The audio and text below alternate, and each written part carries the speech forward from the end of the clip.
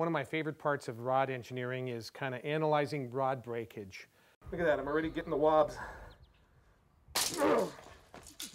You'd think when a rod breaks, you know, it's kind of a bummer and you just kind of move on. But what I'm looking for is how the rod broke. In this situation here, this rod sheared off. Okay, that's an indication that it was either injured or there might have been a wrinkle in the graphite fibers underneath the rod. That's one that I'm really concerned with.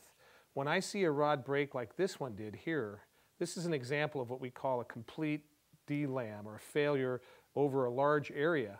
I know that looks worse, it's actually better.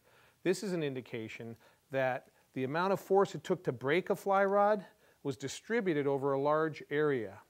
Let's talk about what happens when a rod breaks. Let's break a couple here. When I bend a fly rod, I mean, that's already pretty nasty. This is the tip section from the 8-weight rod. What happens is the fibers, the graphite fibers on the top of this rod are being stretched. The fibers on the bottom of the rod are being compressed.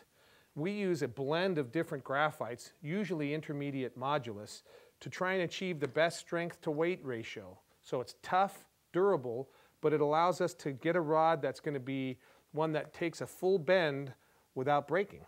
Now, in this situation, if I bend this rod, all it takes sometimes is a little extra focus or a shear point, and I can take what would normally never break a rod, and I can snap a rod pretty easily. Doing that to a 9-weight is actually pretty tough. If I take the tip section of a rod, I can just snap this rod all day, and that same rod will just handle tons of pressure if I bent it over a smooth curve.